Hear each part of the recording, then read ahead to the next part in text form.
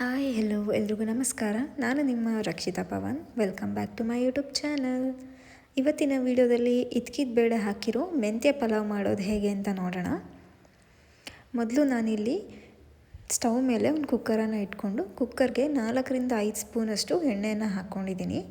ಎಣ್ಣೆ ಬಿಸಿಯಾಗಿದ್ದ ನಂತರ ಹೋಲ್ ಸ್ಪೈಸಸ್ನ ಎಣ್ಣೆಗೆ ಹಾಕೋತಾ ಇದ್ದೀನಿ. ಸ್ಪೈಸಸ್ ಎಲ್ಲ ಎಣ್ಣೆಯಲ್ಲಿ ಚೆನ್ನಾಗಿ ಫ್ರೈ ಆಗಬೇಕು.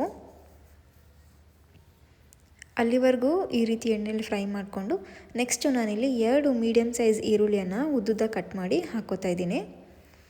ಈರುಳ್ಳಿನೂ ಅಷ್ಟೇ ಎಣ್ಣೆಯಲ್ಲಿ ಚೆನ್ನಾಗಿ ಫ್ರೈ ಮಾಡ್ಕೋಬೇಕು. ಈ ರೀತಿ 1-2 ನಿಮಿಷ ಈರುಳ್ಳಿ ಸಾಫ್ಟ್ ಆಗೋವರೆಗೂ ಕೂಡ ಚೆನ್ನಾಗಿ ಮಿಕ್ಸ್ ಮಾಡ್ಕೋಬೇಕಾಗುತ್ತೆ. ಈರುಳ್ಳಿ ಫ್ರೈ ಆಗುವಾಗಲೇ ನಾನಿಲ್ಲಿ ಒಂದು ಅರ್ಧ ಚಮಚ ಉಪ್ಪನ್ನು ಹಾಕ್ಕೋತಾ ಇದ್ದೀನಿ. ಉಪ್ಪು ಹಾಕೋದ್ರಿಂದ ಈರುಳ್ಳಿ ಬೇಗನೆ ಸಾಫ್ಟಾಗಿ ಕುಕ್ ಆಗುತ್ತೆ. ಹಾಗಾಗಿ ಒಂದು ಸ್ವಲ್ಪ ಉಪ್ಪು ಹಾಕ್ಕೊಂಡು ಇನ್ನೊಂದು ಸಲ ಚೆನ್ನಾಗಿ ಮಿಕ್ಸ್ ಮಾಡ್ಕೋತಾ ಇದ್ದೀನಿ. ಆದಷ್ಟು ಈರುಳ್ಳಿ ಗೋಲ್ಡನ್ ಬ್ರೌನ್ ಆಗೋವರೆಗೂ ಕೂಡ ಫ್ರೈ ಮಾಡ್ಕೋಬೇಕು. ಈರುಳ್ಳಿ ಸಾಫ್ಟ್ ಆದಮೇಲೆ 5ರಿಂದ 6 ಹಸಿರು ಮೆಣಸಿನ್ಕಾಯಿನ ಕಟ್ ಮಾಡಿ ಹಾಕ್ಕೊಂಡಿದ್ದೀನಿ. ಅದ್ರ ಜೊತೆಗೆ 1 ಸ್ಪೂನಷ್ಟು ಶುಂಠಿ ಮತ್ತು ಬೆಳ್ಳುಳ್ಳಿಯನ್ನು ತುರಿದು ಇಲ್ಲಿ ಸೇರಿಸ್ಕೊಂಡಿದ್ದೀನಿ.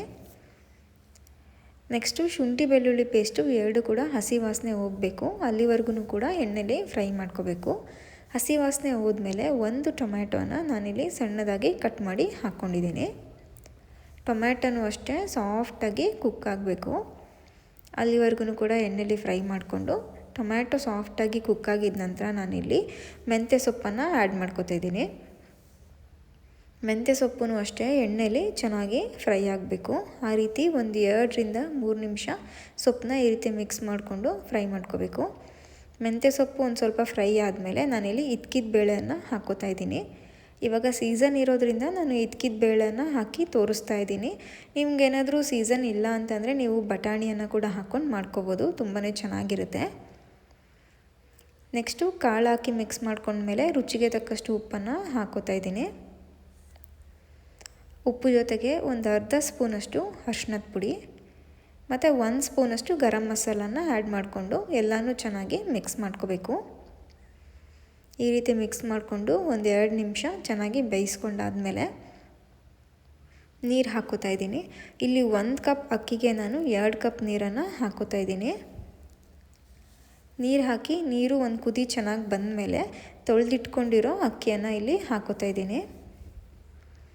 ಅಕ್ಕಿಯನ್ನು ಹಾಕಿ ಕೊನೆಯಲ್ಲಿ ಒಂದು ಸಲ ಮಿಕ್ಸ್ ಮಾಡಿಕೊಂಡು ಲಾಸ್ಟಲ್ಲಿ ಸಣ್ಣದಾಗಿ ಕಟ್ ಮಾಡಿರೋ ಕೊತ್ತಂಬರಿ ಸೊಪ್ಪನ್ನ ಆ್ಯಡ್ ಮಾಡ್ಕೋತಾ ಇದ್ದೀನಿ.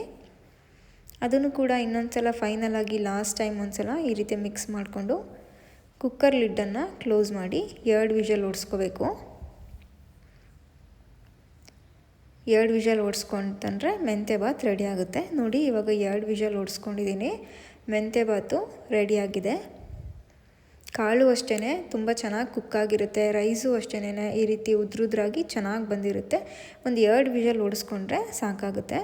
ನೀವು ಕೂಡ ಇದನ್ನು ಟ್ರೈ ಮಾಡಿ ನೋಡಿ. ಯಾವಾಗಲೂ ರೆಗ್ಯುಲರಾಗಿ ಒಂದೇ ಥರ ಮೆಂತ್ಯ ಬಾತ್ ಅಥವಾ ಪಲಾವ್ ಮಾಡ್ಕೊಂಡು ತಿಂತಾಯಿದ್ರೆ ಈ ರೀತಿ ಇದ್ಕಿದ ಬೇಳೆ ಹಾಕಿರೋದನ್ನು ಕೂಡ ಟ್ರೈ ಮಾಡಿ. ಟೇಸ್ಟು ತುಂಬಾ ಡಿಫ್ರೆಂಟಾಗಿರುತ್ತೆ. ತುಂಬ ಚೆನ್ನಾಗಿ ಕೂಡ ಇರುತ್ತೆ.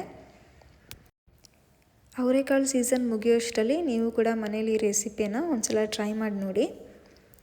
ನಿಮಗೇನಾದರೂ ಈ ರೆಸಿಪಿ ಇಷ್ಟ ಆಯಿತು ಅಂತಂದರೆ ಒಂದು ಲೈಕ್ ಮಾಡಿ. ಜಾಸ್ತಿ ಇಷ್ಟ ಆಯಿತು ಅಂತಂದರೆ ಶೇರ್ ಮಾಡಿ.